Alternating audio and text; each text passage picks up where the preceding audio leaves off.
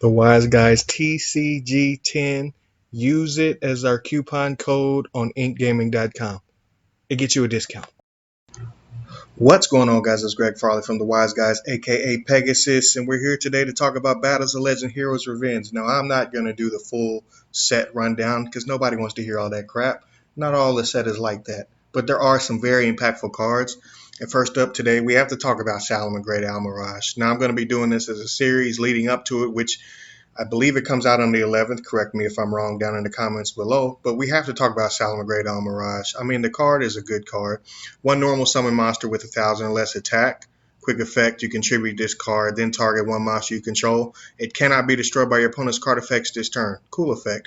When a normal summon monster you control is destroyed by battle, while this card is in your graveyard, you can special summon this card. You can only use this effect once per turn.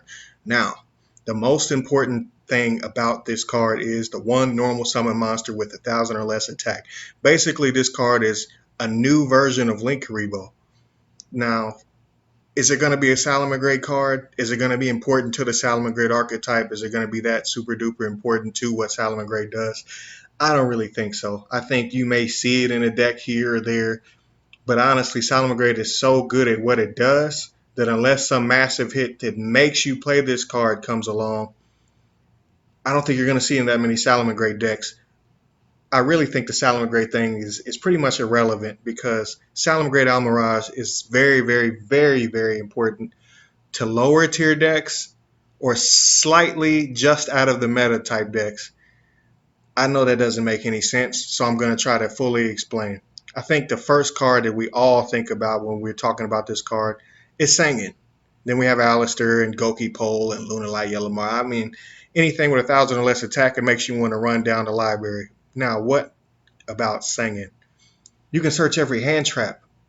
If you go back and read what the card says, you can search every hand trap. If you just link away a Sangin and then can search it in the end phase, you have a hand trap for the next turn, which matters. Then, of course, you got Crusadia Ouroboros. If you normal summon and then link it away, then you can search Crusadia Ouroboros and special it because you're not actually using its effect.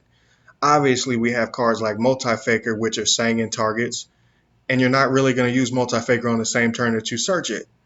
Shout out to In Gaming. Awesome mat. Amazing mat. And I think this is going to be their first cloth design. Actually talked to them. So, yes, they do have cloth designs on their way. Shameless plug. But anyway, let me get back to the point of what I'm talking about. Yeah. Those are the obvious things. But what else? Well, when I really broke down this card, I had to really go back and look at every card, and I said, thank goodness the cards like Dandelion are banned. It really makes sense now why Dandelion is banned because so much stuff that's come out since.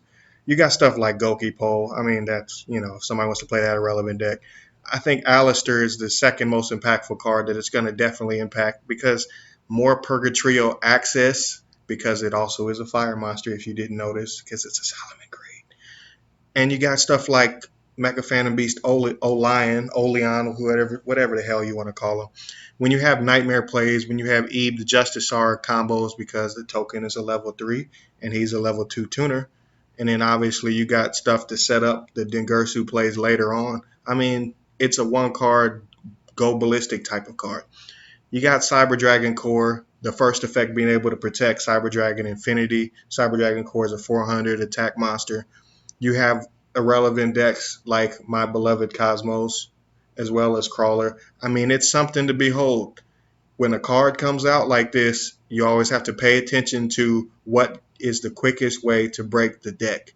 What's the quickest way to break the card in the deck, so on and so forth. I appreciate you guys tuning in. This has been Greg Farley from The Wise Guys. We got a few more cards to touch on. The set's not going to be terrible. It's going to be a lot of reprints ahead of the Mega Tens and so many other things coming out this summer. Appreciate you guys tuning in. Stay tuned. We got so many more videos. Appreciate you guys helping us get to 1K subscribers. Much love to everybody. Shout out to the Wise Guys. And as always, YG baby.